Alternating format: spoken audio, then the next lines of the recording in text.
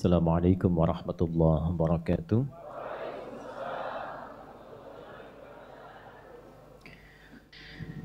Bismillahirrahmanirrahim. Pelajaran lanjutan pada kajian rutin kita di Masjid An-Nur ini masih di surah An-Nazi'at. Surah keberapa? Surah keberapa?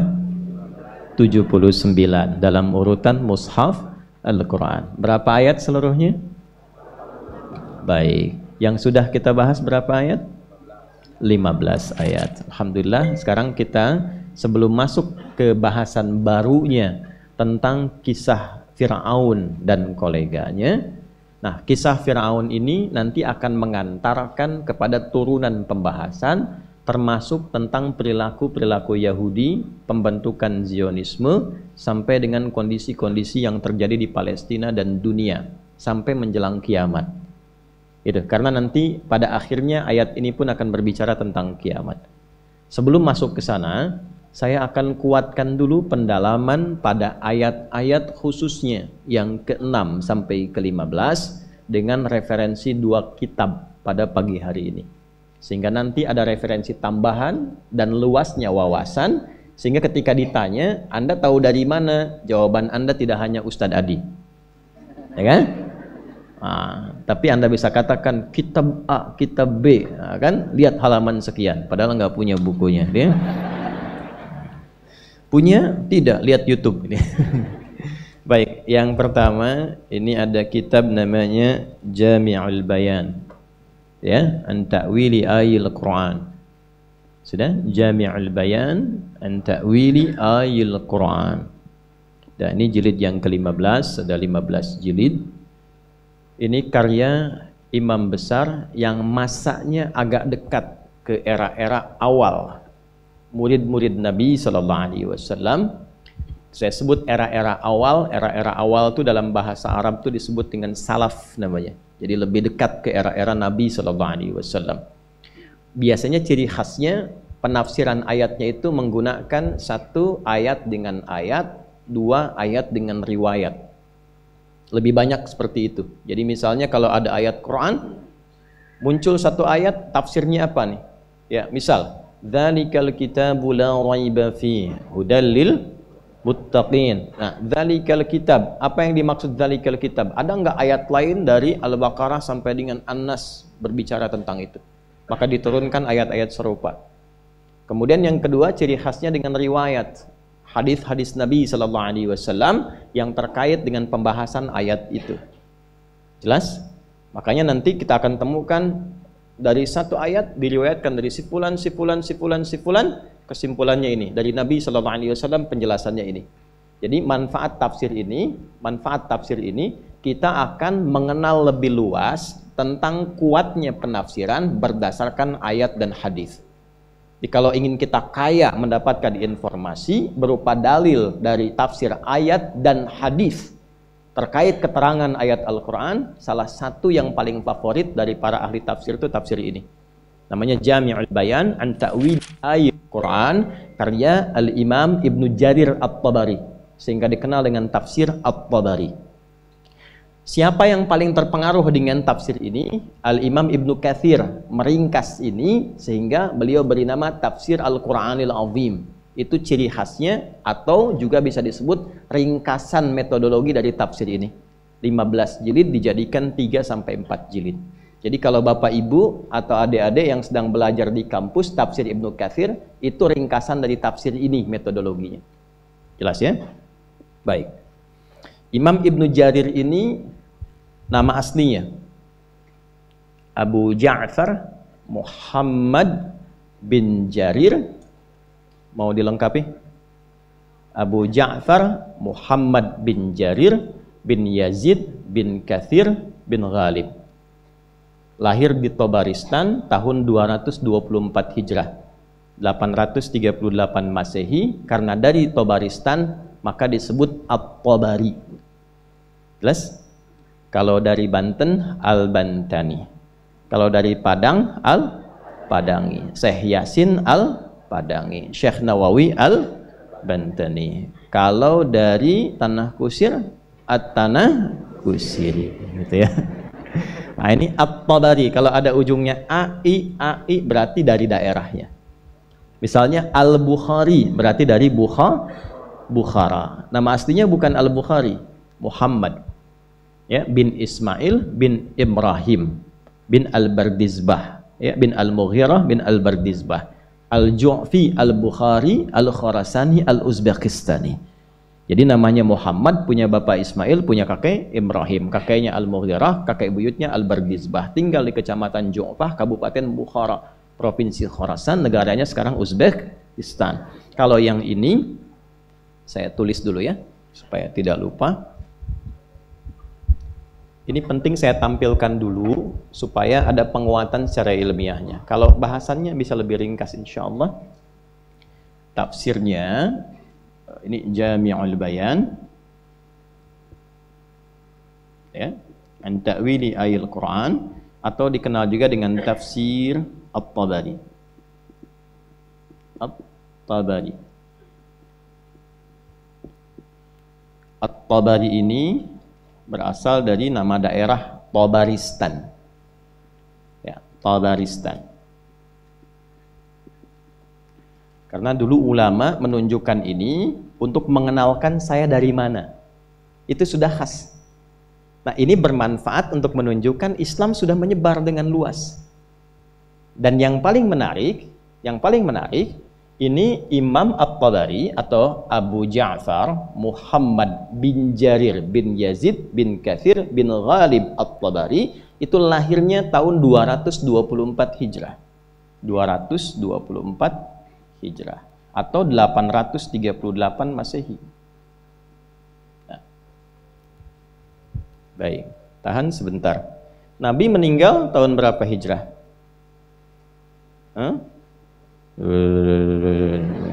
Oke, baik. Baik, 11 ke 12 kan ya? Baik, 11 ke 12 atau dari akhir 10 gitu kan? Anggaplah misalnya dari akhir 10 ke 11-an. Ini 224. Berarti belum terlalu jauh kan? 210-an kan? Berarti masih ada di era-era tabi'in atau tabi'ut tabi'in ya? Lebih dekat kan? Nanti tafsir yang paling dekatnya tafsir Ibnu Abbas, saya juga punya. Itu seperti Jalalain. Jalalain itu ngambil dari situ konsepnya.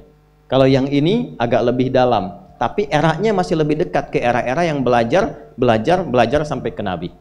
Jelas di sini? Yang mau saya katakan, Tabaristan itu di mana?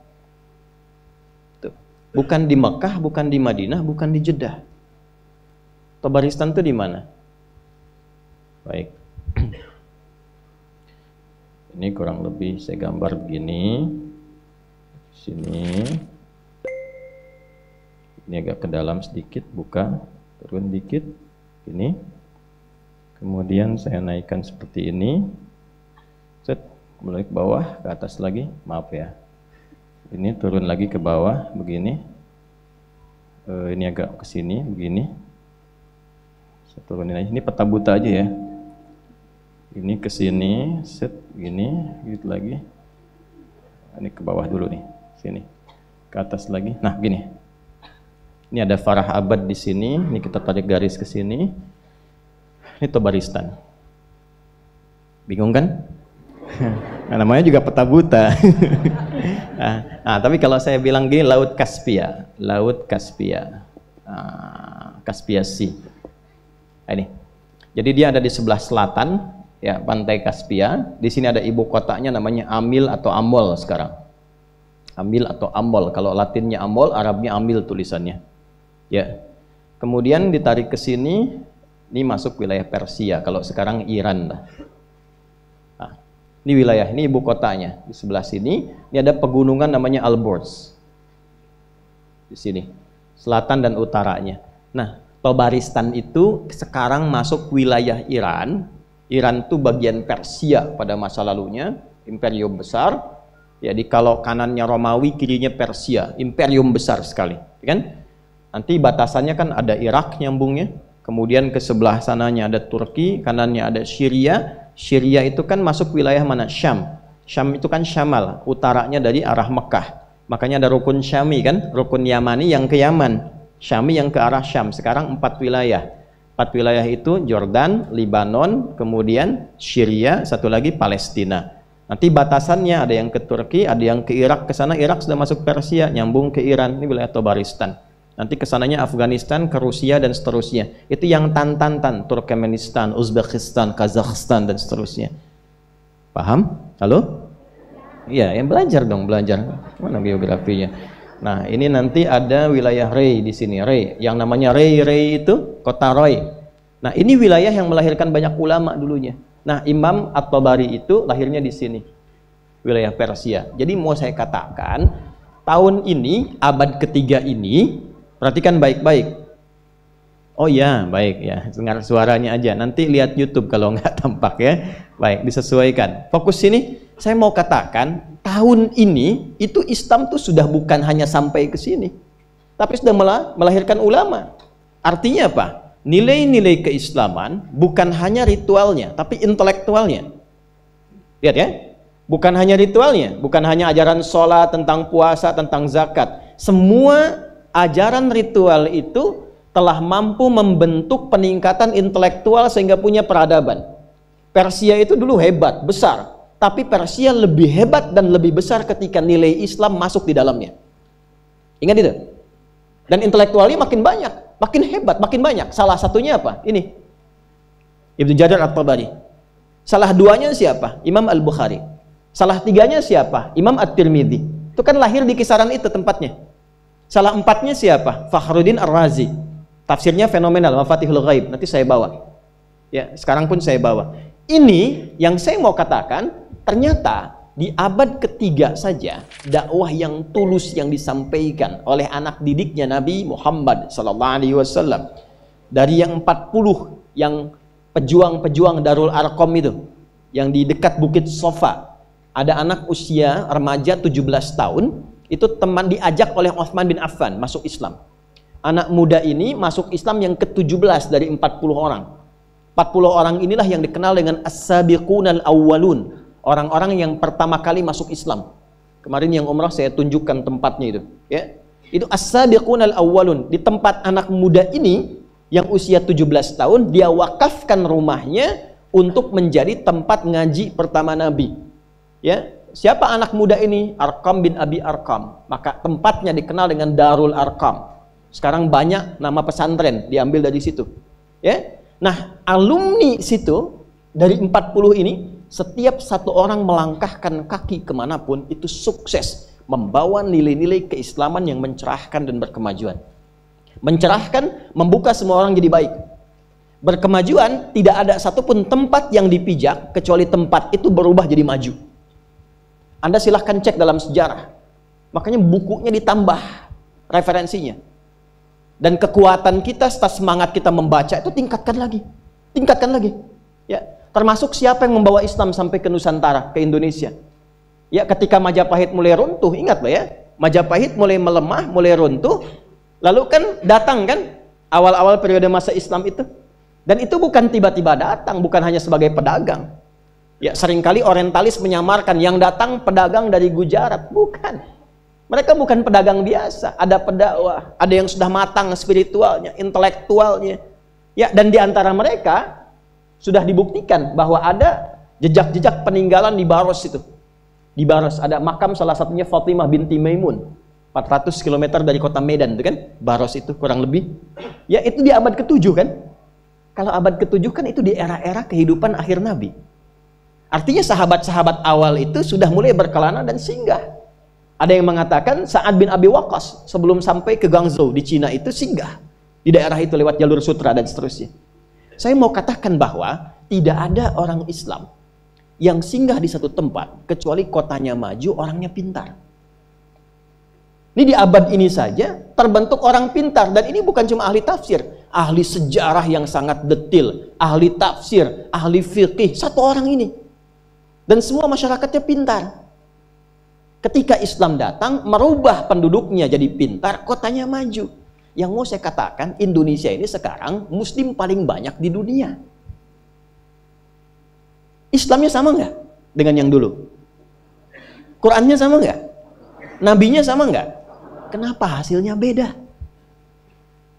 Ini yang harus kita baca saat ini. Apa yang salah? Nah, kenapa saya buka dengan namanya dulu? Kalau di ilmu hadis itu sanad dulu. Sanad sebelum matan. As-sanad qoblal matan. Siapa yang meriwayatkan? Dalam Islam itu begitu. Dari mana orangnya? Apa kegiatannya? Apa inspirasi yang didapatkan dari situ? Tidak ada satupun profesi sahabat di zaman Nabi, kecuali rata-rata mereka, hampir seluruhnya, itu hafal nas. Dan paham dalil. Pedagang tuh ahli Quran, Pak. Orang jualan, cuman jualan biasa, tapi hafal Quran. Cuman jualan biasa, tapi hafal hadis. Hadis yang mereka hafal itu, hadis yang mereka praktekkan dalam profesi mereka. Anda hakim, misalnya profesinya. Pernah nggak menghafal, mempelajari hadis-hadis tentang kehakiman? Ayat-ayat tentang mahkamah. Anda di TNI, di militer, di Polri misalnya. Atau kemudian di birokrasi. Pernah nggak mengeluarkan tuntunan itu? Sehingga ayatnya hidup. Nah, dulu begitu. Dan hidup itulah value-nya yang dibantu dan digunakan untuk membangun tempat yang dia pijak. Itu yang paling indah. Nah, ini tempatnya di sini. Ini cuma tepian Laut Kaspia, tepian pantai. Anda bayangkan anak pantai jadi ahli tafsir yang kemudian melegenda. Sampai sekarang kitabnya masih dibaca. Anak pantai. Ya, Laskar Pelangi itu. Ya, jelas? Nah, itu yang mau saya katakan. Dan dulu ulama kita masuk lewat pantai kan ke sini. Lihat tepian-tepian pantai. Dari Banten, ya, kemudian Cirebon sampai saya ke Caruban itu, yang dekat Lasem dan seterusnya. Ya, Karangturi itu sekitaran pantai semua. Masuk Sumatera juga demikian. Coba lihat orang-orang dulu, karya-karya mereka, berkah tuh. Saya masih punya manuskripnya sampai sekarang tuh. Ada yang ditanam, ada jamaah gali sumur, tiba-tiba dapat kitab di dalamnya tuh. Dan kitabnya tuh masih bisa dibaca dan tulisannya jelas. Itu nyetaknya di mana, Pak Ibu? Tulisan tangan. Udah lewat puluhan ratusan tahun masih jelas dibaca, tulisan tangan. Sekarang dicetak luntur. Ya. Dulu orang cari ridha, sekarang orang cari cuan. Sehingga tintanya sebagaimana cuannya, ya kan? Bayarnya tipis, tintanya tipis. Ya kan? Bayarnya mahal, tintanya awet dikit gitu kan? Dulu ikhlasnya yang mahal sehingga dia melewati berbagai zaman. Itu poinnya. Dari sejak kecil, apa yang beliau lakukan? Beliau sudah mendekatkan diri kepada Allah. Ini yang sering saya rewel ingatkan. Dua hal, sholat dan Quran, sholat dan Quran. Mau jadi apapun anak Anda, mau jadi apapun kita, tolong sholat dan Al-Quran. Itu poinnya. Sholat dan Al-Quran. Inilah Ibnu Jarir At-Tabari. Ini kitabnya ada bersama kita dan ini rujukan utama termasuk para ulama kekinian untuk mencari referensi berdasarkan riwayat. Satu. Kedua, kalau ingin mengolah nalar, tajam nalarnya. Jadi kalau disebutkan satu hal, itu logikanya langsung tajam. Akalnya itu berfungsi, cepat. Cepat membaca, oh ini maksudnya ke sini. Oh ini tidak benar, oh ini tidak tepat nih perbandingannya. Ya, contoh begini nih. Anda pilih mana kalau ada dua pilihan? Orang Islam yang korupsi atau non-muslim yang jujur?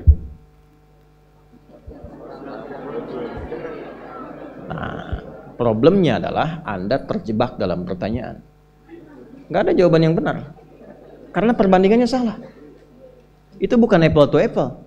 Kenapa Anda bandingkan orang Islam yang korupsi dengan non-muslim yang jujur? Kalau mau benar perbandingannya, muslim yang jujur dengan non-muslim yang jujur. Yang korupsi dengan yang korupsi lagi. Itulah namanya apple to apple. Bandingkan apel dengan apel.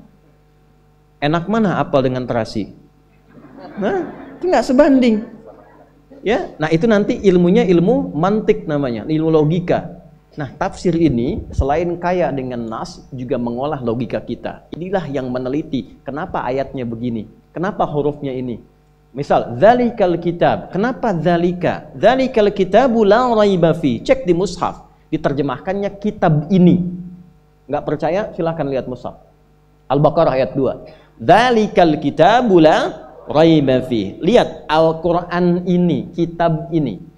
Teman-teman yang belajar bahasa Arab, ini bahasa Arabnya apa? Hadza, itu bahasa Arabnya. Dzalika, kenapa terjemahannya tidak mengatakan kitab itu? Nah, ini nanti mengolah. Karena dzalika itu nanti ada 3 turunan huruf di dalamnya. Dza singkatan dari hadza, la-nya, li-nya itu lamul bu'di, kafnya kaful khitab. La-nya menunjukkan jauh, kafnya menunjukkan orang yang ada di hadapan. Waktu Quran turun, orang yang di hadapan Nabi nuduh Nabi. Ini rekayasa kamu Muhammad, ini produk kamu, bukan dari Tuhan yang kamu klaim, ini buatan kamu. Kami meragukan itu. Maka turun, "Dza kitab ini li jauh ka dari apa yang engkau tuduhkan. Tidak seperti yang engkau tuduhkan. La raiba fi, enggak ada keraguan di dalamnya. Kalau engkau ragu, buat yang semisal ini kalau engkau mampu." Itulah dzalika. Yang menurunkan itu salah satunya ini. Ini membahas tentang turunan hurufnya, katanya, hukumnya yang mengolah logika kita.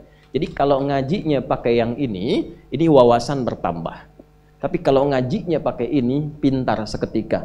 Dan dalam bidang apapun dia mampu melahirkan argumen yang mencerahkan sekaligus sulit untuk dibantah. Jadi orang belajar tafsir itu kalau benar pasti pintar. Pintar sejarah, pintar hukum, pintar ngolah, pintar logika kalau benar. Ya, kalau benar belajar tafsirnya. Minimal saya bawa 2 ini untuk perbandingan. Di rumah tuh ada beberapa puluh kitab tafsir. Jadi kalau saya ngaji saya buka tuh semua. Ini kitabnya apa? Ini maksudnya apa? Ini apa? Ini apa? Itu yang kadang sinopsisnya kita bawa dan kita sampaikan. Jadi kalau Anda tanya, "Ustadz, dari mana referensinya?" Agak susah dijawab. Karena kitabnya agak banyak gitu ya. Paling kita kumpulkan, nah ini baca aja ya. Ya, sekarang kita mulai di halaman 41, saya sudah baca. Bismillahirrahmanirrahim. Yang ini Mafatihul Ghaib dikenal dengan tafsir Ar-Razi ya. Yang sahib tafsirnya namanya Syekh Abu Abdullah. Abu Abdullah. Sudah? Umar sudah bin Al-Hasan bin Al-Husain bin Ali. Tapi bukan keluarganya Ali bin Abi Thalib, bukan. Jadi turunan nama keluarganya ini diikutkan pada ahli baitnya Nabi sallallahu alaihi wasallam. Namanya Umar bin Al-Hasan bin Al-Husain bin Ali. Ar-Razi atau Ar-Rayi. Di mana Rayi ini? Rayi ini sama di Tabaristan. Jadi ini sama-sama dari tempat yang satu, Tabaristan. Dua-duanya dari Tabaristan. Ya. Karena saking hebatnya 2 ini, yang ini punya gelar imam, yang ini jadi kebanggaan masyarakat pada saat itu. Ya, kebanggaannya dalam aspek agama. Kebanggaan dalam aspek agama disebut Fakhruddin. Fakhruddin dari kata Rai atau Razi, maka disebut Fakhruddin Ar-Razi. Jadi Fakhruddin itu bukan nama aslinya. Nama aslinya Umar bin Hasan bin Al-Husain bin Ali. Ar-Razi atau Ar-Rai. Di mana Rai? Sama di situ. Kalau di atas amal, di kirinya Rai yang tadi. Ya, ini lahir tahun berapa? 558 Hijriah. Yang ini 224 Hijriah, ini 558 Hijriah. Jadi 300 tahun setelah ini diteruskanlah oleh yang ini. Makanya kalau ada Adi Hidayat sekarang, besok nanti ada yang lebih hebat lagi, lebih bagus lagi. Ibu jangan minta begini, Ustadz doakan ya anak saya seperti Ustadz. Jangan. Harus lebih hebat dari yang sekarang. Karena tantangan di masa depan lebih daripada yang saat ini. Jelas ya? Nah, ini kita akan buka. Masuk dulu pada penekanan setelah sumpah Allah Subhanahu wa Ta'ala. Mohon izin saya butuh waktu agak lama untuk mengurai, untuk inspirasi saja.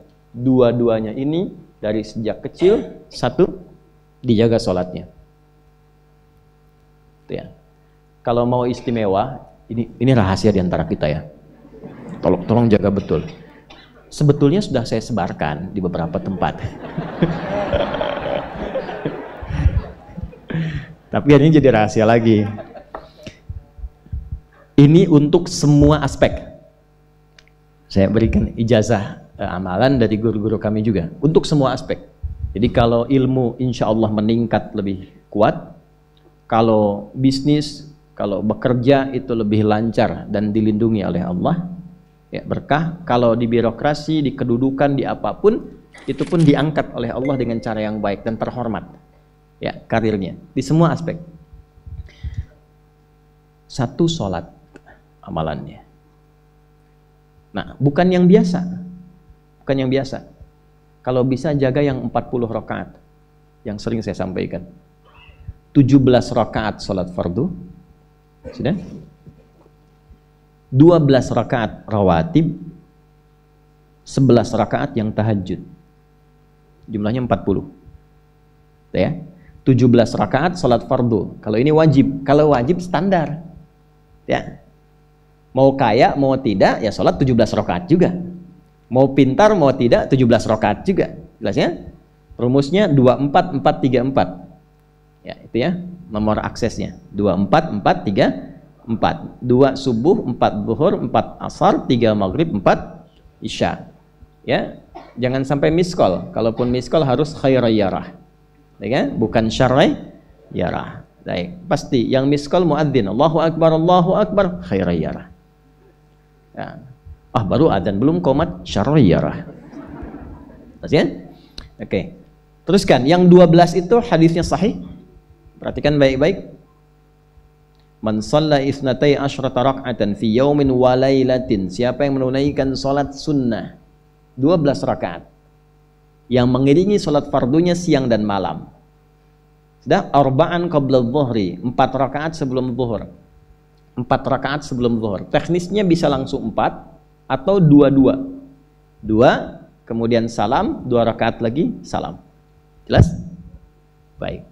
Kemudian arba'an qabla dhuhri, rak'ataini ba'daha, 2 rakaat setelahnya. Setelah zuhur 2 rakaat. 4 tambah 2 berapa? 6. Rak'ataini ba'dal maghrib, 2 rakaat setelah maghrib. 6 tambah 2 8. Rak'ataini ba'dal isya, 2 rakaat setelah isya. 8 tambah 2 10. Rak'ataini qabla al-fajri, 2 rakaat sebelum subuh. 12 ya. Nah, jaga yang 12 ini. Jaga yang 12. Kalau sebelum zuhur tidak memungkinkan 4, misal sebelum zuhur, karena kasusnya bisa berbeda.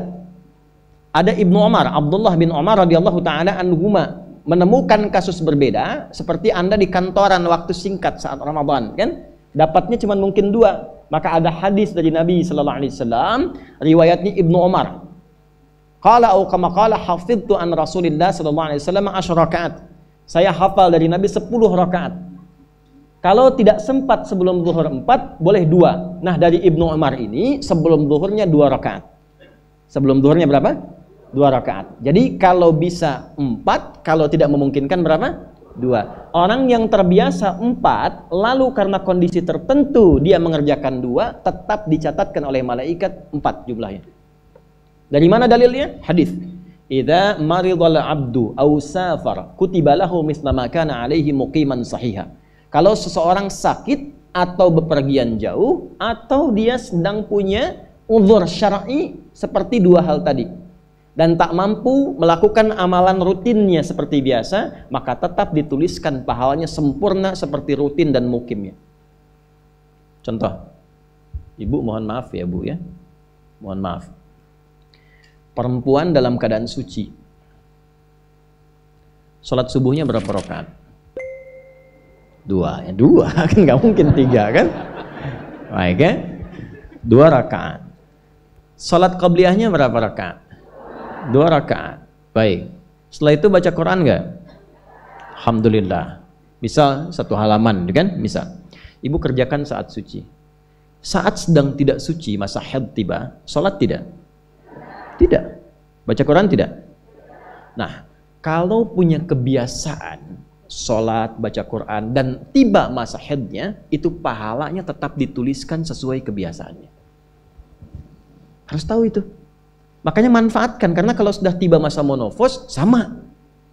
Itu Allah tuh memberikan kemuliaan khusus. Makanya Bu, kalau ngaji dengan ustadz-ustadz tertentu, bikin kurikulum ngajinya fikih perempuan aja, gak usah jauh-jauh. Fikih perempuan. Keluarkan, karena banyak pahala mengalir di dalamnya. Ya. Dan kadang-kadang saya suka bingung kalau bahas fikih rumah tangga itu kenapa yang tegang-tegang gitu. Sekarang fikih parenting sekarang tuh kayaknya menegangkan antara surga neraka aja tuh. Tanggung jawab suami, hati-hati dengan istri. Padahal Qur'annya mengatakan rumah tangga itu penuh dengan permainan yang menyenangkan. Yang ada banyak candanya. Gitu. Coba keluarkan tuh hadis-hadis itu ya. Ibu tahu salah satu istri Nabi ada namanya Sayyidah Saudah binti Zam'ah. Itu sepuh Bu, usianya sekitar 70 tahunan ke atas. Dan beliau, Nabi SAW bangunkan rumahnya, itu kamarnya di samping Sayyidah Aisyah, dekat situ, dekat Raudhah. Sepuhnya luar biasa, hobinya bikin makanan, masak.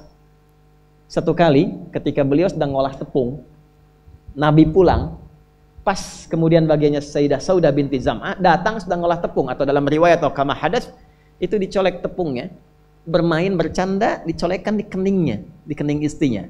Itu sudah sepuh, dicolekkan, masih bercanda, masih tertawa. Kalau bahasa kita masih panggil sayang gitu. Ini kapan kakek nenek masih bilang sayang nih? Dan canda. Ini penuh dengan demikian ya. Ini yang mau saya kembalikan tuh, ya nilai-nilai tadi. Jadi kembali ke sini, Bapak Ibu sekalian, kembali ke sini. Ya urutkan lagi, kita agak cepat masuk ke dalam pembagiannya. Detil pada pembahasan ini, satu salat 40 rakaat. Sudah? Yang fardu sudah dalilnya, yang rawatib sudah, terakhir yang 11 rakaat yang salat malam. Ya, 11 rakaat yang salat malam. Nah, ini 11 rakaat ini bisa warming up dulu 2 rakaat tanpa baca surat Al-Fatihah saja. Di Allahu Akbar langsung Al-Fatihah. Tidak pakai iftitah, tidak pakai surat selain Al-Fatihah. Allahu Akbar, ya, a'udzubillahi minasyaitonirrajim. Bismillahirrahmanirrahim. Alhamdulillahirabbil alamin sampai waladhdallin, selesai amin langsung rukuk. 2 rakaat. Seperti itu. Itu namanya khafifatain. 2 salat ringan warming up untuk persiapan supaya hatinya itu bisa khusyuk, badannya bisa agak anget sebelum memulai tahajud. Barulah kemudian tunaikan 2 rakaat setelah itu, 2 rakaat setelah itu, 2 rakaat setelah itu, ujungnya tutup dengan 1. Ya, itu riwayatnya ada dalam riwayat Abu Daud, nomor hadis 1367 dari Ibnu Abbas radhiyallahu taala anhuma. Ya, juga disampaikan dalam riwayat Ibnu Umar radhiyallahu taala anhuma ketika beliau mengatakan dari Nabi sallallahu alaihi wasallam, "Salatul laili mathna mathna, fa idza khasya ahadakumul fajra falyutir rak'atan wahidah." Kalau pengen mulai tahajud 2 rakaat dulu. Sampai merasa enak. Dan tolong ingat ya, tolong nggak usah panjang-panjang dulu suratnya. Untuk berlatih 11, mulai dengan 2 dulu. Kalau belum sempat 11, 2 dulu. 2 rakaat aja, tolong mohon jangan paksa tambah 2 rakaat. Itu pun bangunnya jangan terlalu malam. Jangan terlalu awal malam. Subuh jam berapa sekarang? Terjadi perbedaan pendapat. Oke, 4.25 lah ya. Misal 4.21, 4.20 lah. Pas ya. Misal kita ambil tengah-tengah 4.20. Sudah, bangun 4 kurang seperempat. Jam 4 kurang seperempat. Karena hadisnya mengatakan ada persiapan sebelum wudu. Ya. Karena Nabi sallallahu alaihi wasallam adalah kebiasaan Nabi sallallahu alaihi wasallam idza staiqadha min naumihi, kalau bangun dari tidurnya fajalasa, duduk dulu. Duduk. Wa masaha biyadihi min athari naumi, kemudian menghapus bekas ngantuknya. Ya, menghapus jejak ngantuk dengan bagian tangan yang bersih. Itu kan butuh waktu. Ya. 4.15 bangun. Duduk dulu, atur alarm. Ya, alarm mungkin ya 3.15, 3.30 ya, kemudian jam 4 terakhir. Alarm pertama untuk mematikan alarm kedua siap-siap, alarm ketiga sadar. Ya, kan begitu kan? Ya. Ya begitu, itu rumusnya. Nanti kalau sudah ayat tahajud masuk Al-Isra nanti saya jelaskan. Itu ada isyaratnya di Quran. Bukan isyarat alarm ya, tapi isyarat perjuangan kita untuk bangun. Jadi 4 kurang 15 itu adalah persiapan supaya jam 4 bisa wudu. Ya, begitu jam 4, thumma dhahaba ila shinin mu'allaqah, pergi ke tempat kemudian berwudu, tempat tertutup, wudu, selesai, balik lagi, kan 4.20 adzan kan? Misalnya 4.10 mulai sholat. Kalau 2 rakaat kan nggak lama-lama. 5 menit, witirnya 1 menit, 3 menitnya istighfar, nunggu subuh. Ya, bacanya jangan tinggi-tinggi. Al-Falaq, An-Nas, witirnya Al-Ikhlas. Besoknya Anda sudah bosan 4 rakaat. Ad-Duha, Al-Insyirah, Al-Falaq, An-Nas, Al-Ikhlas. Besoknya terus sampai bosan tambah 6 rakaat sampai konsisten 11. Jelas? Mulai dengan seperti itu, 11 tambah 12, kan berapa? 23 tambah 17, 40. Tolong jaga ini, selama hidup tunaikan aja. Kalau tidak percaya, silahkan coba, nanti lihat apa perubahan yang terjadi dalam kehidupan. Demi Allah saya katakan silahkan coba. Yang kedua Al-Quran. Yang kedua apa? Al-Quran. Kan ada 3 tadi ya? 1, salat, kedua Al-Quran. Jangan lewatkan 1 hari tanpa baca Al-Quran. walaupun hanya satu ayat. Walaupun hanya satu ayat. Walaupun keterlaluan sih satu ayat itu. Ya. Alif lam mim dah. Pesan Ustaz kan satu ayat. Nun dah. Okay. Satu halaman. Nah, biasanya begini, semakin banyak dibaca, semakin terjadi perubahan yang berbeda. Kalau ingin nguji begini, hari ini baca satu halaman, besok baca 2 halaman. Nanti lihat perubahan yang terjadi antara hari ini dengan besok. Pasti ada pengaruh.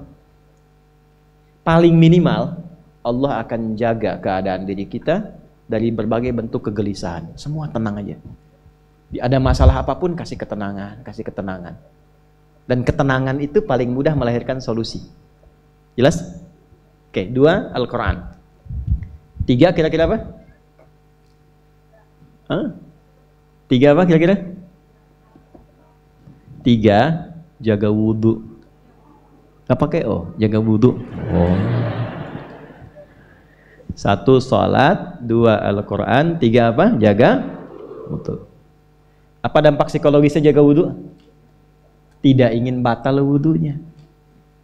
Kalau orang tidak ingin batal, maaf kalau kebanyakan bohong batal tidak? Maksiat? Tuh, itu batal maknawi. Makanya orang punya wudhu itu pasti kalau dia selalu jaga wudhunya akan terjaga dalam kebaikan. Karena fungsi wudhu salah satunya mencegah maksiat. Itulah sebabnya setelah wudhu kita doa taubat. Coba selesai wudhu kok taubat? Asyhadu an la ilaha illallah wa asyhadu anna Muhammadan Rasulullah. Kemudian Allahumma ja'alni minat tawwabin. Ya Allah, jadikan aku orang yang selalu tobat, bebas dari maksiat. Itulah rahasia wudhu. Salah satunya menjaga seseorang dari perbuatan maksiat. Ya, tidak bermaksiat, jaga wudhu. Saya itu banyak bercanda dengan keluarga, termasuk anak-anak. Bercanda terus, tapi serius dalam 3 hal. Salat, Quran, dan jangan pernah bermaksiat. Itu kalau anak saya itu pegang, Bu, Pak, ini cerita aja ya. Pegang mushaf nggak benar aja itu bisa saya lempar dari jauh. Minimal saya teriaki. Pegang mushaf nggak benar, bukan nggak baca. Pegang mushaf, misalnya mushaf harusnya begini, misalnya dia pegang begini atau taruh di atas paha kaki misalnya apa, itu bisa saya lempar dari jauh. Perbaiki.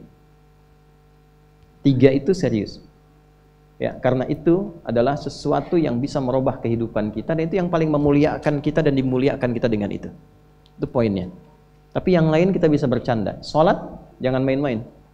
Karena itu inti kebahagiaan hidup kita. Dan maksiat itu yang paling fatal mengantarkan pada, maaf, kehidupan akhirat yang buruk. Neraka itu kan karena maksiat. Nah, 3 itu ya, tolong jaga, nanti lihat perbedaannya. Silahkan bedakan rasanya, rasakan bedanya dan pasti akan terasa bedanya. Boleh ke TikTok silahkan masukin.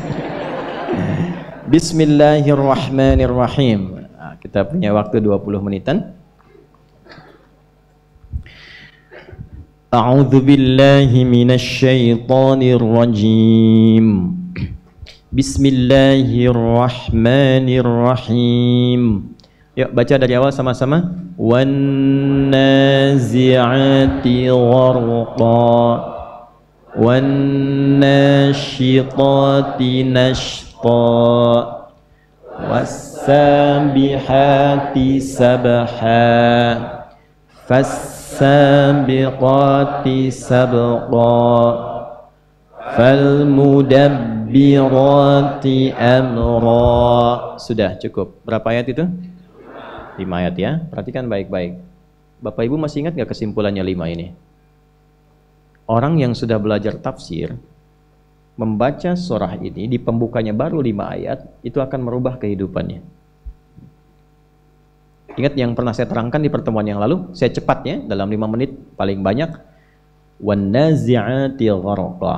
Aku bersumpah demi malaikat yang aku tugaskan mencabut nyawa dengan keras bagi para pelaku maksiat yang bebal. Artinya apa? Kalau Anda terfikir berbuat maksiat, lisan masih ingin bohong, mata masih ingin melihat maksiat, tangan masih mengerjakan korupsi, menulis status yang tidak benar, teringat dengan ancaman ini. Karena Allah yang bersumpah. Anda lihat saya bersumpah, Anda serius. Anda mendengar Allah bersumpah, maka jangan main-main. Aku bersumpah para pelaku maksiat itu yang tidak pernah mau merubah dirinya untuk tobat, aku kirimkan malaikat khusus mencabut nyawanya dengan keras sekeras-kerasnya seperti tanaman dicabut dengan akar-akarnya. Itu cara wafatnya begitu. Ya. Wan nazi'ati gharqa. Kemudian wan nasyitati nashta. Tapi aku bersumpah demi malaikat yang diberikan kelembutan, kenyamanan, kedamaian ketika mencabut nyawa orang-orang yang penuh dengan sifat kebaikan.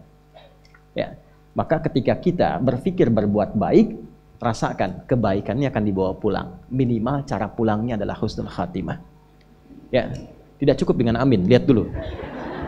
Perhatikan baik-baik. Sekarang ayatnya bukan hanya kita dengar, tapi ditampakkan di hadapan mata. Nah, kata para ulama, kalau sudah tampak di hadapan mata itu dan belum yakin kita juga dengan itu, berarti ada yang salah dengan cara kehidupan kita. Dan semakin banyak maksiat bertebaran dalam kehidupan kita. Dulu orang dengar langsung mengatakan sami'na, kami dengar, wa ata'na, langsung kami laksanakan. Pak, ayat riba turun ya, larangan riba, itu begitu didengar, hilang riba semua. Larangan mencela nih, turun ayatnya. La yaskhar qaumin qaum, jangan saling cela. Semua nggak ada yang cela. Baik semua. Itu cuma satu kalimat. Ya. Yang di Al-Baqarah ayat 285 itu kan ciri iman. Amanar rasulu bima unzila ilaihi mir rabbih wal mu'minun. Dan ayat itu ditempel di dinding Ka'bah di bagian dalam. Jadi Rasul, sahabatnya, orang-orang beriman punya karakter itu. Nah, kita mengaku beriman harus punya itu. Apa? Sami'na, ketika dengar, wa ata'na, langsung amalkan. Jangan mencela, gak usah nyela. La yaghtab ba'dukum ba'dha, jangan gosip. Ya, jangan gosip. Ya, saya nggak gosip, cuma nonton aja ya. Ini nggak gosip tapi bikin acara gosip. Ya, itu tipikal orang beriman. Sami'na, baru dengar, langsung diamalkan. Nah, sekarang levelnya naik. Yang didengar itu ditampakkan oleh Allah dalam kehidupan. Ditampakkan oleh Allah dalam kehidupan. Ya ayyatuhan nafsul, hei jiwa-jiwa yang tenang. Mutmainah itu sifat tumakninah. Tumakninah adanya di ibadah. Jadi orang yang rajin ibadah, rajin tumakninah, merubah keadaan jiwanya menjadi mutmainnah. Ketika wafat dia tenang. Kenapa? Karena punya bekal ibadah. Ditampakkan hasil ibadahnya. Tumakninah itu adanya dalam sholat. Ruku sampai tumakninah, sujud sampai tumakninah, sampai hatimu merasa tenang. Makanya sholat itu satu-satunya amalan yang membuat kita tenang secara paripurna. Tempatnya masjid, masuk masjid pun sudah tenang. Anda tadi dari rumah, di jalan nggak enak, buru-buru. Tapi ketika sampai ke masjid, dari luarnya aja udah beda kan auranya. Udah lain. Apalagi ketika diisi dengan amalannya. Itulah sebabnya ada tumakninah di situ. Jiwanya mutmainnah. Panggilannya ketika dipanggil, sifat tumakninah ditampakkan di hadapannya. Ini kamu yang rajin sholat, kamu yang begini. Sekarang saat sholatnya dia dipanggil. Dalam sujudnya dia dipanggil. Dan ditampakkan di hadapan kita. Tampakkan. Nah, ketika ayat yang biasa didengar ditampakkan di hadapan, belum membuat kita bertobat, dengan cara apa lagi Allah memberikan hidayah? Apalagi ayatnya dibacakan, kejayaannya ditampakkan, yang datang yang menerangkan namanya hidayat. Terus kita belum tergerak juga untuk berubah, dengan cara apa lagi Allah kasih hidayah? Saya tuh kadang-kadang suka bingung ya, yang nyampein berita, yang bikin konten, yang nampilkan, kok bisa tidak sadar dengan itu? Padahal dia ingin kasih lihat orang. Makanya itu yang dikatakan hidayah itu mahal. Kapan mahal itu bisa kita dapatkan? Ketika ada keinginan untuk menjemputnya. Itu yang dimaksud Quran surah 29 di ayat yang terakhir. Walladzina jahadu fina lanahdiyannahum subulana. Jadi kalau ada kilatan dalam diri kita itu mengajak kita berbuat baik, kata Allah cepat jemput karena aku sedang turunkan kasihku kepada hambaku. Ya, dan itu semua orang pasti mengalami itu. Ya Allah, kapan saya jadi baik ya? Nah, itu ketika keluar kalimat itu dimunculkan di lisan, itu sebetulnya tanda dari Allah yang menginginkan kita berubah. Jemput. Bahasa Qur'annya jemput, langsung ambil. Ambil. Begitu diambil nanti Allah tuntun. Ya, kadang-kadang lewat pandangan, kok bisa buka YouTube keluarnya kok ceramah. Padahal mau cari video maksiat misalnya, keluarnya kok malah video ngajak tobat. Pulang kantor dari kampus lewatnya kok ke tempat orang yang sedang hafalan Quran. Ya, Dan yang paling menarik kadang begini, kadang orang yang punya masalah itu ditampakkan oleh Allah, berjalan ketemu orang kok jadi solusi. Lewat ke tempat orang sedang ibadah. Yang paling dahsyat, buka mushaf, keluar ayat sesuai dengan apa yang dirasakan. Nah, kalau sudah seperti itu, dengan cara apa lagi Allah memberikan hidayah untuk berubah? Ayat yang sami'na wa ata'na sekarang berubah dengan ainul yakin, terlihat. Sami'na wa ra'ayna wa ata'na. Kami dengar, ya Allah, kami lihat, kami taati. Jangan sampai nunggu hakul yakin. Kalau hakul yakin sudah di akhirat. Ilmal yakin kita dengar informasinya, ainal yakin kita lihat, hakul yakin di akhirat tampakkan. Jelas? Ya, jadi kalau kita mendengar dua ayat tadi, wan nazi'ati gharqa, jangan maksiat karena ancamannya cabut nyawa, nggak main-main. Kalau nggak percaya silakan lakukan, ntar lihat di akhir kehidupan. Ya kan? Kan bahasanya begitu. Dan ini sumpahnya Allah loh. Tapi kalau kita beramal saleh, motivasi, nanti Allah muliakan, tenang hidupnya. Lihat orang-orang tenang. Lihat yang wafatnya tenang. Lihat bagaimana diantarkan jenazahnya. Ya. Jelas? Setelah itu, wasabihati fasabiqati, malu sama malaikat. Malaikat gak dihisab, berlomba-lomba berbuat baik. Yang tawaf, yang zikir, yang tahmid, tasbih, malaikat loh yang gak dihisab, berlomba beramal soleh. Masa kita yang dihisab tidak beramal soleh? Jangan banggakan malaikat karena memang dicipta untuk beramal soleh. Tapi mereka itu berlomba-lomba mengerjakan itu. Berlomba-lomba. Fastabiqul khairat. Nah, ayat fastabiqul khairat itu untuk kita, bukan untuk malaikat. Al-Baqarah ayat 148. Walikulli wijhatun huwa muwalliha fastabiqul khairat. Aku berikan kepada setiap hambaku keinginan, orientasi beramal yang berbeda-beda. Ada yang senang tahajud, ada yang senang baca Al-Quran, ada yang senang puasa, ada yang senang sedekah. Tidak harus menguasai semuanya. Yang penting silahkan berlomba dengan amalan khususnya. Setiap kita coba usahakan punya amalan khusus yang kita banggakan saat pulang kepada Allah. Ya, saya nggak bisa tahajud seperti dia, bacaannya panjang, lama, nggak apa-apa. Saya cuma 2 rakaat witir 1, tapi saya punya puasa yang dia nggak bisa kerjakan. Gitu. Saya punya puasa Daud. Dia sholat Daud, ya. Nggak ada sholat Daud ya, yang ada cuma puasa Senin puasa, Selasa tidak, Rabu puasa, Kamis tidak. Nah, kalau sudah puasa Daud itu sudah tingkat tertinggi puasa sunnah. Kalau saya sih, saya pandangannya Senin Kamisnya berhenti. Kenapa? Karena sudah tercover dengan yang paling tinggi. Kalau tercover yang paling tinggi, yang ini sudah ikut pahalanya. Misal, Senin puasa, tadinya Senin Kamis, naik ke puasa Daud. Senin puasa, Selasa tidak. Rabu puasa, Kamis tidak. Ketika Kamis tidak puasa, itu tertuliskan pahala puasa Kamis. Karena kebiasaan sebelumnya. Itu hadis. Makanya kalau ngajinya pakai ilmu, bebannya ringan. Pahala dapat. Pilih mana? Nggak kerja, dapat gaji, atau kerja, belum tentu dapat gaji. Hah? Ya kan? Kecuali puasa yang khusus. Ya, misal Ayyamul Bid 3 hari yang pertengahan bulan itu khusus. Ya, kerjakan. Misal puasa Asyura 1 khusus, 1 hari saja. Misal puasa Ramadan hilang semua. Ya, Ramadan ya yang dikerjakan awal sampai dengan akhirnya. Itu cuma puasa Daud. Salat Daud nggak ada. Ya, subuh salat, zuhur tidak, asar salat, maghrib. Nah, itu tidak ada.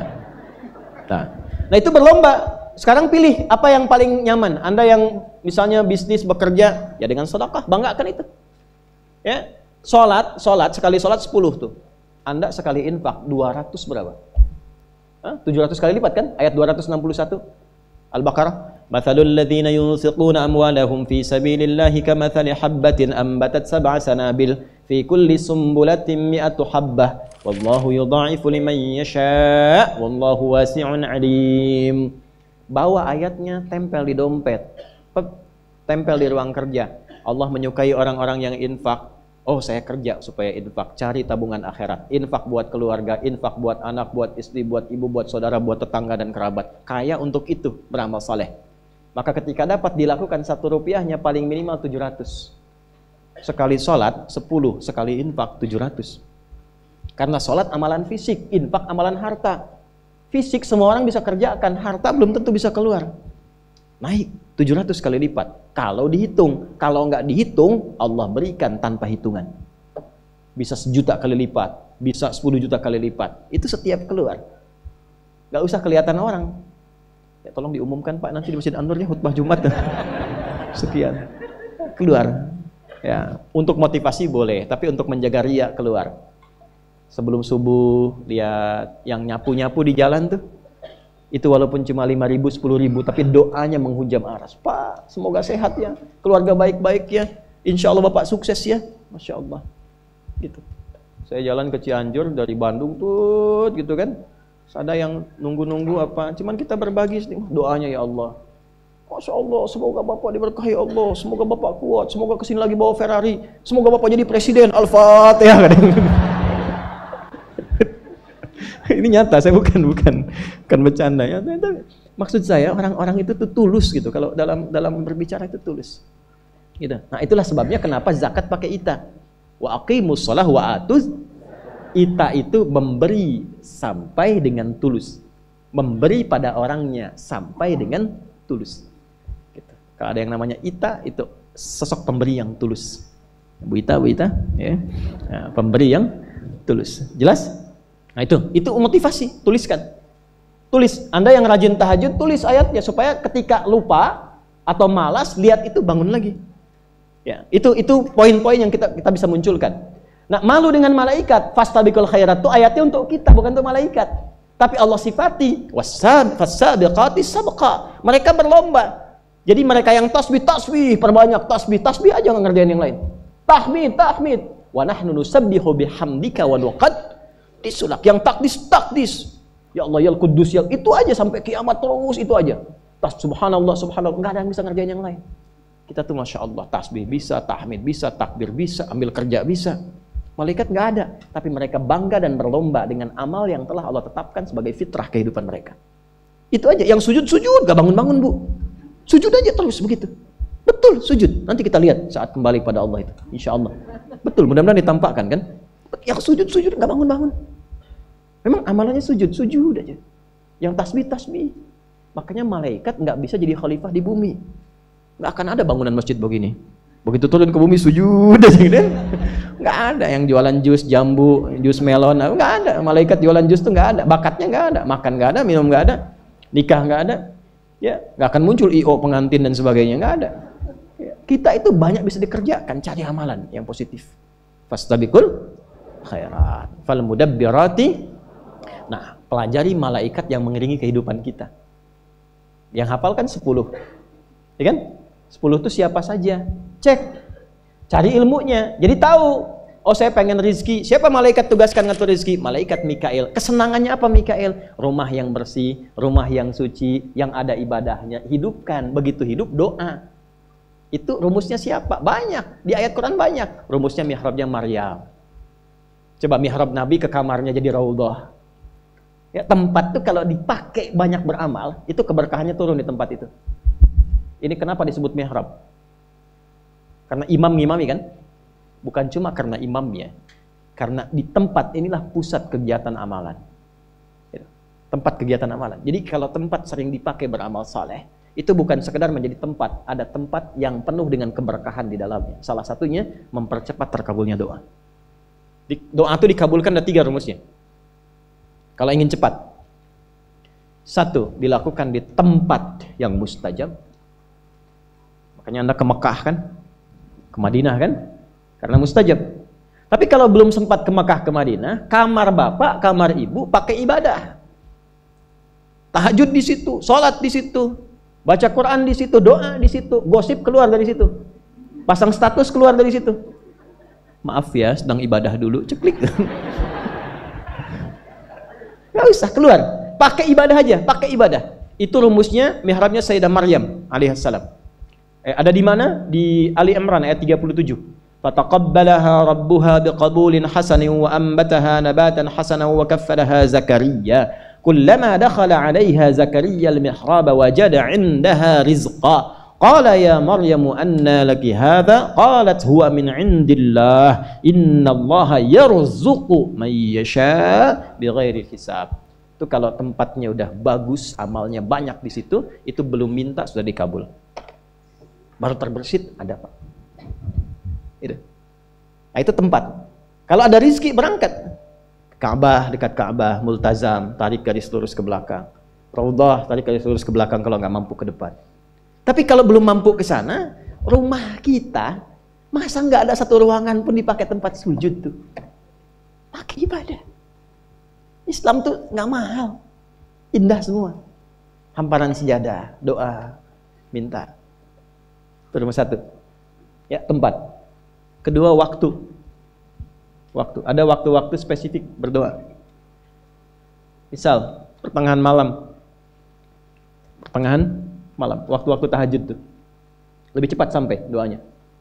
Apalagi kalau dipanjatkan dalam sholat. Dipanjatkan dalam sholat. Itu nasabnya sudah bukan hanya dari Nabi Muhammad SAW, itu puncaknya, itu sudah amalan nabi-nabi sebelumnya.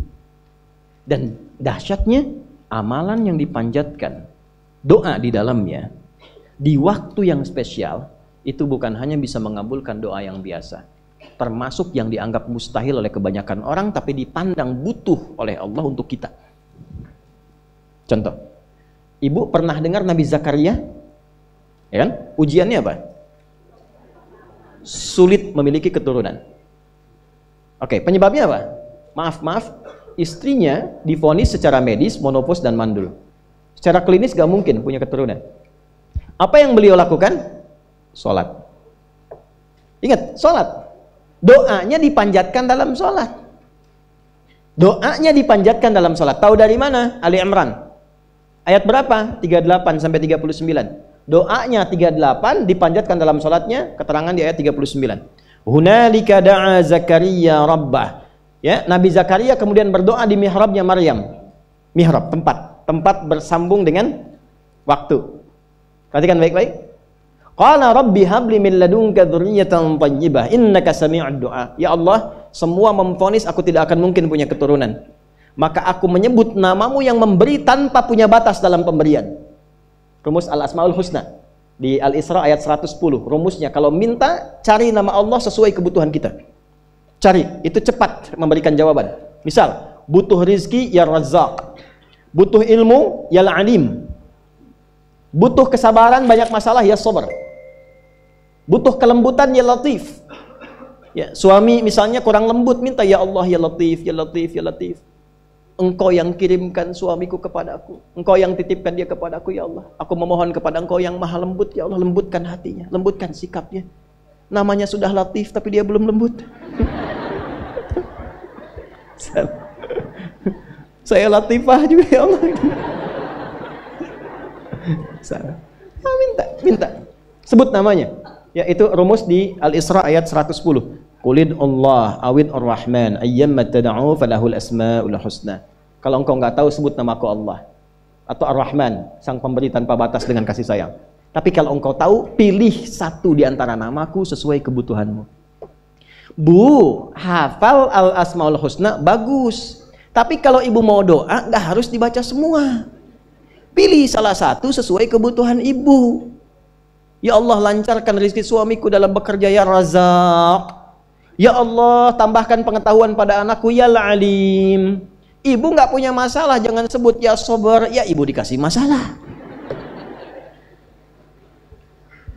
Oke, tempat sudah, waktu sudah. Ya, yang ketiga, cari amalan yang istimewa, yang mempercepat terkabulnya doa.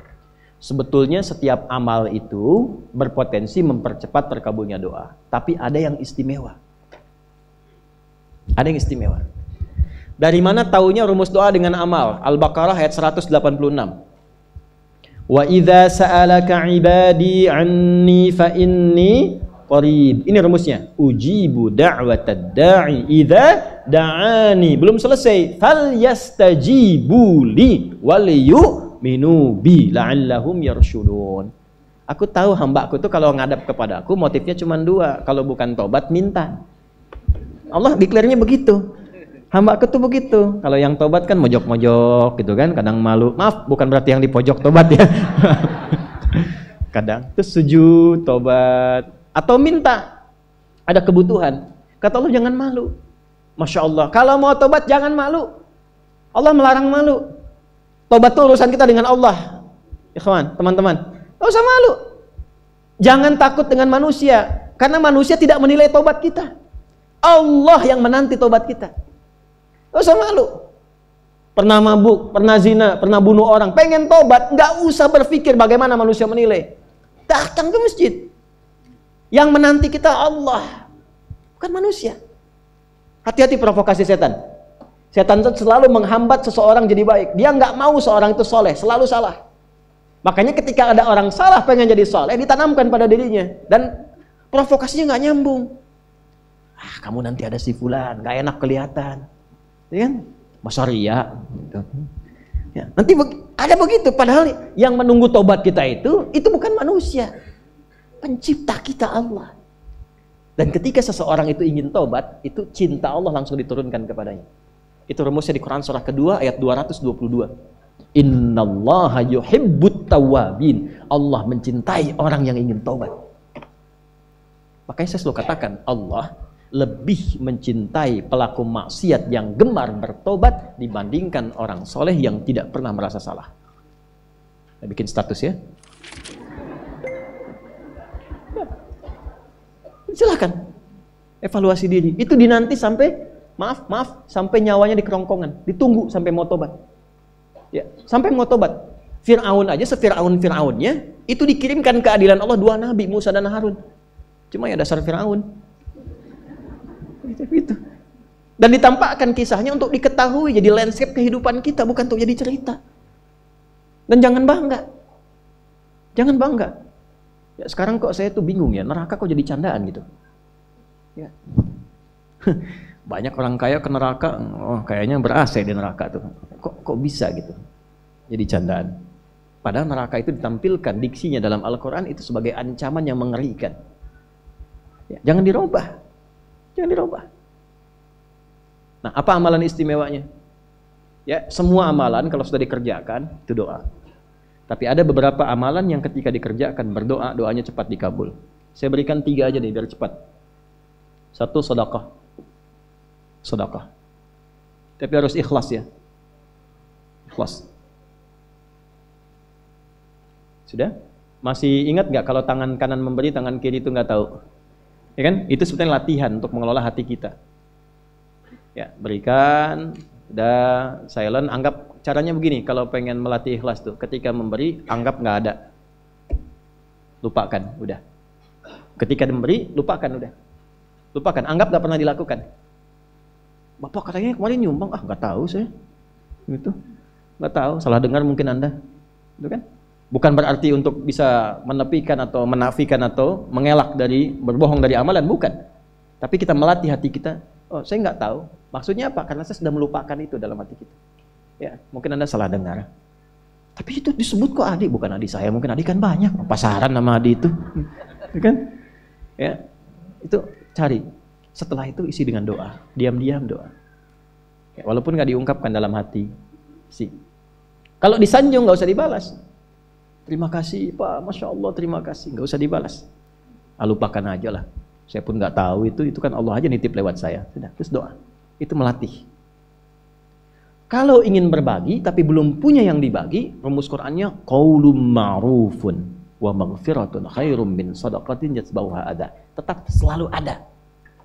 Misal, nggak punya uang nih, nggak punya barang, tapi pengen mengamalkan yang pertama itu. Apa kata Al-Quran? Al-Baqarah ayat 263, paling kiri agak ke bawah sedikit. Lihat baik-baik. Banyak berkata baik, qaulun ma'ruf. Senyum sama orang. Makanya senyum disebut sedekah. At-tabassumu sedekah. Basmatuka fi wajhi akhika sedekah. Senyummu yang menyenangkan wajah temanmu sedekah. Senyum. Tapi yang membuat orang senang, hadisnya begitu, bukan membuat orang bingung. Keluar dari sini senyum. Ya Allah. Orang senang, itu sedekah, itu dinilai. Begitu orang senang, doa. Itu lebih baik, kata Al-Quran ya, itu lebih bagus kata-kata baik yang menenangkan, itu bahkan nilainya lebih tinggi dibandingkan memberi tapi masih komen. Dan komennya kadang nyakitin. Kasih bantuan 100 juta. Terima kasih Pak. Aduh, Bapak itu sangat luar biasa. Iya, itu kan kewajiban saya, bukan apa-apa. Karena Anda kan miskin juga gitu. Anda kan asnaf yang 8 gitu kan. Nah, itu hilang, turun. Dibanding dengan yang kata-kata tadi lebih bagus yang kata Nah, satu sedekah, kedua cepat Al-Quran. Kedua apa? Kalau habis ngaji, doa. Ini yang jarang sekali dilakukan sekarang. Saya melihat kadang habis ngaji itu tutup, Shadaqallahul Azim, selesai. Emang Anda nggak bilang Shadaqallah pun sudah Shadaqallah. Maha benar Allah dengan segala firman-Nya, sudah maha benar. Anda ucapkan itu, setelah itu doa. Ada yang selesai, Alhamdulillah Rabbil Alamin. Ya, betul.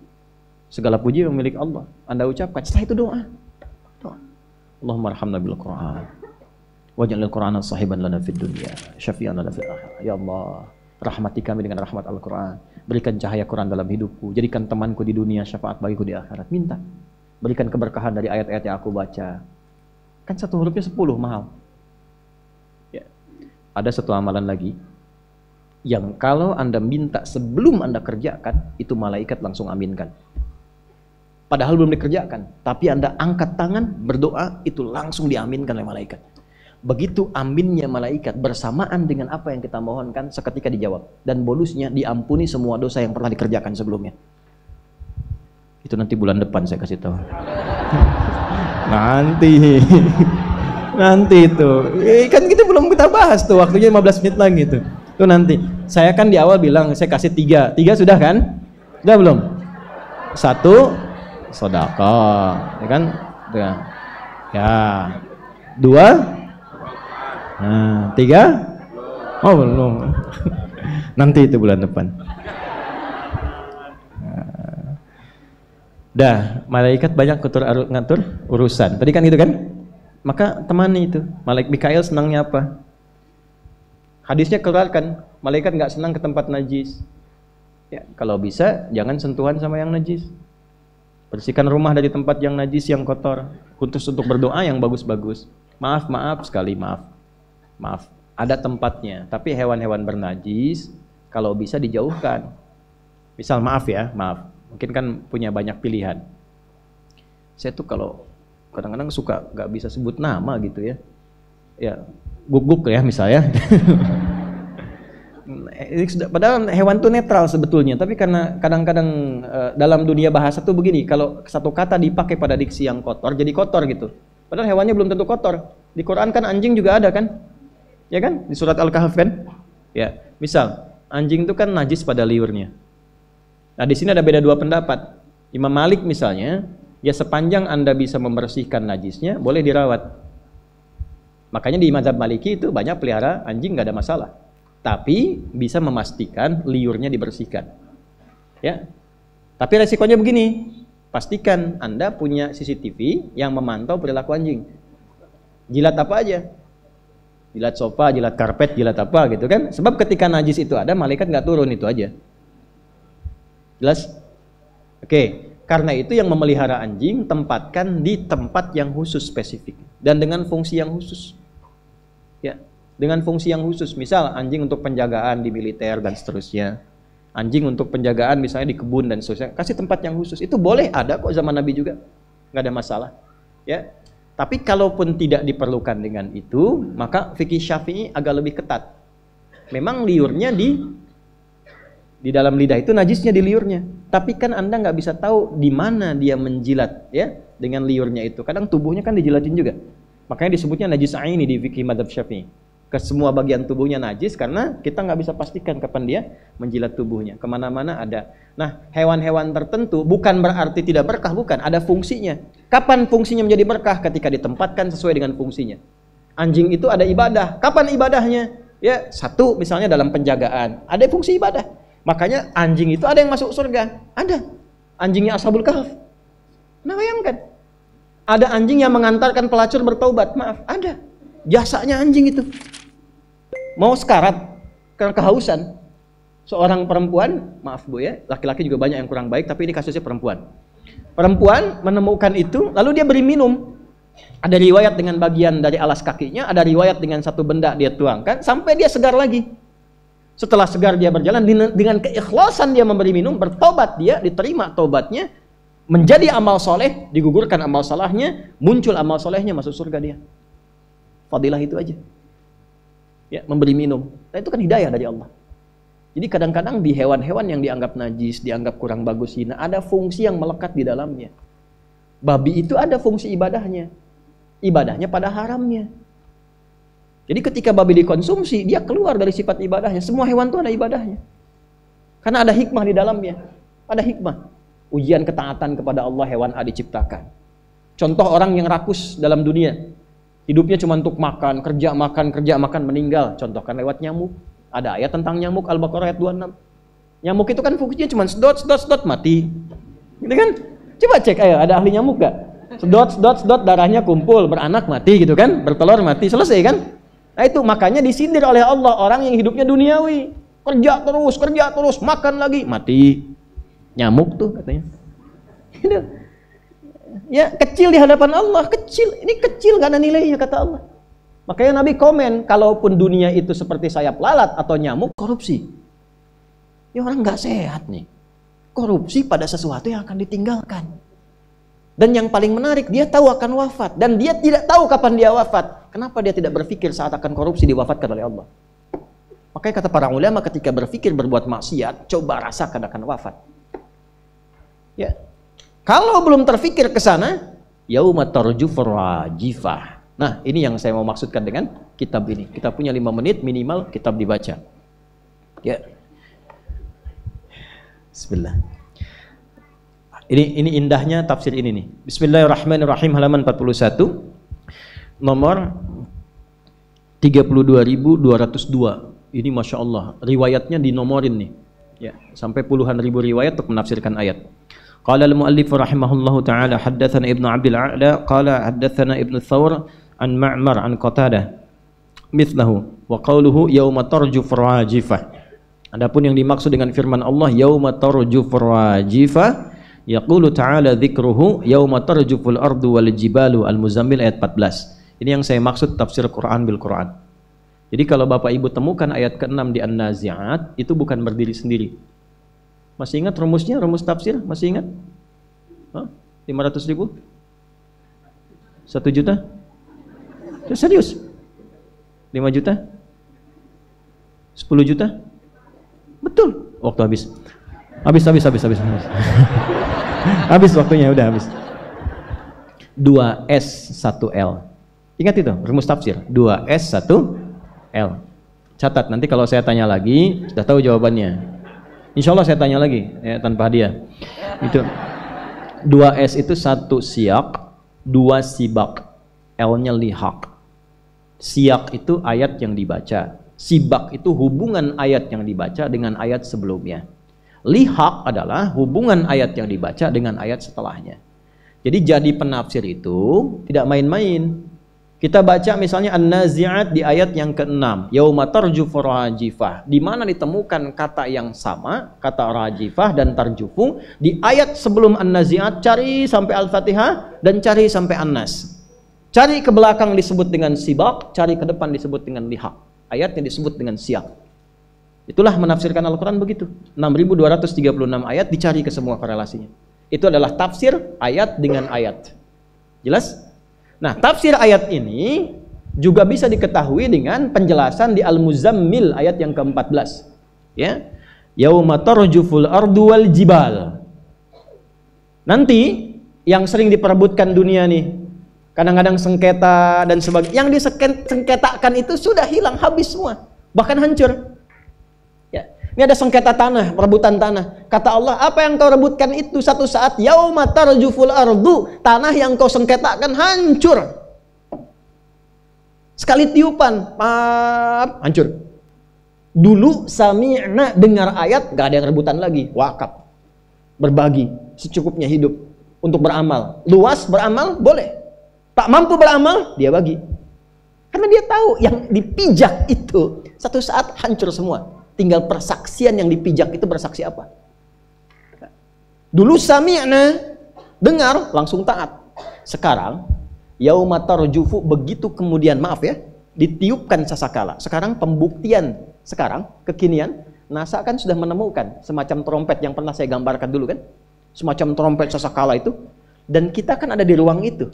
Begitu suara keluar dari sifat yang seperti trompet itu, boom, hancur semua. ayatnya sudah dibuktikan dari 15 abad yang lalu, sekarang sudah ada pembuktian secara ilmiahnya. Masa belum yakin juga? Maksudnya gini, nggak usah rebutan dunia. Kalau ada orang naik jabatan, nggak usah iri, nggak usah dengki. Ya, jangan cari manuver-manuver untuk menjatuhkan orang lain. Karena pasti Allah tempatkan tuh ada hikmah di dalamnya.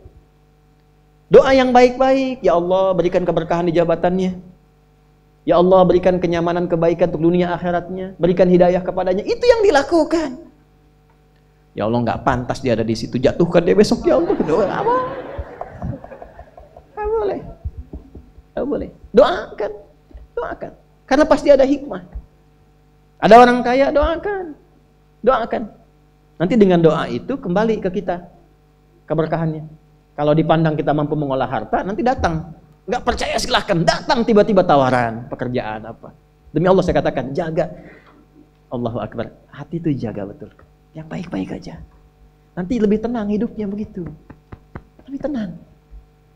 Yang bahaya itu yang nggak tenang, kaya nggak tenang, itu semua dikerjakan. Maksiat dikerjakan, minum dikerjakan, narkoba dilakukan. Karena nggak tenang hatinya, Pak. Dan nggak berkah itu. Jadi yang banyak pun karena nggak berkah, rasanya nggak ada. Capek sendiri, kerja lagi, cari lagi, pikirin lagi. Nggak sempat sholat, nggak sempat baca Quran. Yang paling parah, harta yang dihasilkan, dia bahkan tidak menikmati. Itu yang paling bahaya. Tolong ya para ayah ya. Jangan pernah bawa yang haram ke rumah. Jangan pernah bawa yang haram. Itu dimasak oleh istri, dimakan oleh anak, rusak anak. Rusak. Demi Allah rusak. Ada 9 jenis. Saya sebutkan satu aja sekarang. Rumusnya langsung kelihatan. Satu, yang paling cepat. Kalau ada masalah rumah tangga, dengan istri selalu bermasalah, dengan anak selalu bermasalah, dan sulit diatur, itu tanda pertama, cek. Coba rezeki yang masuk ke rumah dari mana? Itu satu. Ada rumus. Ya. Nanti 2, 3, sampai 9-nya banyak. Kalau pekerjaan melamar susah, ditolak terus itu ada amalan yang kurang. Ya. 9. Nanti rahasia. Mungkin bulan depan nanti diungkap dengan yang amalan tadi doa itu ya. Insyaallah. Nah, yauma tarjuful ardu wal jibal. Mineral yang rebutan tambang, rebutan nikel, rebutan emas itu nanti gunungnya hancur sendiri. Bahkan yang Anda dapatkan pun itu kadang-kadang kalau nggak benar merusak juga. Capek. Nggak dilarang eksplorasi silahkan, tapi tempatkan dengan jalan yang benar, disalurkan dengan cara yang benar. Itu membuat tenang. Tapi ketika ditempuh dengan jalan yang salah, madaratnya banyak, celakanya banyak. Baru dapat, belum digali, udah nggak mau ketahuan orang. Begitu orang tahu, celakakan. Bahaya. Itulah sifat dunia. Ya, itulah sifat apa? Dunia. Jadi ayat ini ingin memberikan kesan bahwa ketika masuk ke ayat 6 dan seterusnya, jangan pernah mengagungkan dunia terlalu dalam. Karena itu akan mencelakakan Anda dan mengantarkan pada jurang yang tiada tepinya. Sampai kiamat tiba. Nah, inilah penyakit kita sekarang. Kenapa saya bawa kitab? Saya ingin sampaikan satu bagian. Sekarang umat Islam saat ini kena penyakit yang pernah disampaikan Nabi dulu. Penyakitnya saya tutup, namanya wahan. Apa namanya? Wahan. Al-wahnu. Wahan. Ada wahan, ada walhan. Kalau walhan setan wudu. Dari 9 jenis setan, ada setan yang khusus menggoda kesucian, khususnya bab wudu, namanya walhan. Itu yang suka bikin suka khawatir, gelisah. Saya wudu, tadi wudu apa enggak ya? Batal apa enggak, itu walhan. Tapi ini wahan. Wahan itu apa? Hubbud dunya wa karahiyatul maut. Saya bacakan hadisnya, wa kama qala Rasulullah sallallahu alaihi wasallam, saya bacakan hadisnya. Yushiku an tada'a 'alaikumul umam kama tada'a al-akalatu 'ala qas'atiha. Akan tiba satu masa umat Islam itu diombang-ambingkan. Enggak ada nilainya, enggak punya karismanya. Ya, dipecah-pecah seperti kue-kue. Diombang-ambingkan seperti diperebutkan makanan manis-manisan oleh hewan-hewan yang dipecah. Jadi pecah-pecah, nggak dianggap. Ya. Qala, seorang sahabat mengkonfirmasi pada Nabi, amin qillatin bina yauma idzin ya Rasulullah. Ya Rasulullah, apakah jumlah kita sedikit, minoritas, sampai kita diombang-ambingkan begitu, nggak dianggap, nggak punya marwah? Ya, bantai, bunuh, diem aja. Palestina dibantai, penduduknya dipaksa keluar, dibilang jadi imigran, tolong tampung di tempat lainnya, dia diem aja umat Islamnya itu. nggak punya kekuatan. Cuman kumpul, bicara, demo, selesai, pulang. Dulu orang teriak, ya Mu'tasimah, ada seorang perempuan dilecehkan di tempat negeri jauh, ya Mu'tasimah, dia minta bantuan pada pemimpin pada masa itu, Mu'tasim billah.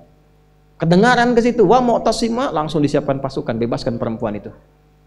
Mungkin kalau kita gambarkan di Indonesia, kejadiannya di Amerika, nyampe ke telinganya, siapkan pasukan, bebaskan. Izzahnya ada. Sehingga ketika mendengar Islam, yang terdengar tuh kejujurannya, kehebatannya, keadilannya, kemakmurannya, dan sifat segan itu muncul. Segan itu muncul. Dulu pasukan Romawi kalau dengar pasukan Islam itu dari jauh belum datang, baru dengar namanya sudah kocar-kacir. Sekarang hadis ini berlaku. Udah nggak usah dianggap. Besok hancurin, paling nanti yang bangun mereka juga, yang donasi mereka juga, keluarin aja, udah nggak dianggap. Akan tiba masa itu. Amin killatin bina yawma idzin ya Rasulullah. Ya Rasulullah, apakah jumlahnya kita sedikit pada masa itu? Bal antum yawma idzin katsir.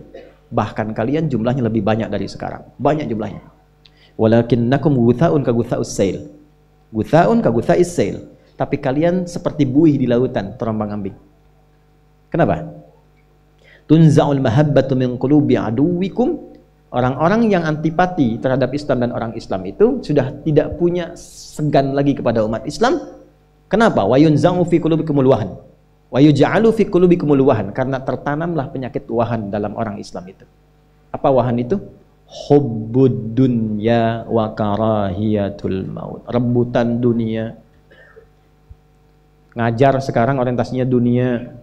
Maaf, berapa guru-guru di sekolah yang bikin sekolah-sekolah yang kelihatan elit, bagus, modern, ternyata cuman SPP yang mahal, cari uang. Ustadz-ustadz berkelahi itu bukan karena pendapat, tapi karena pendapatan.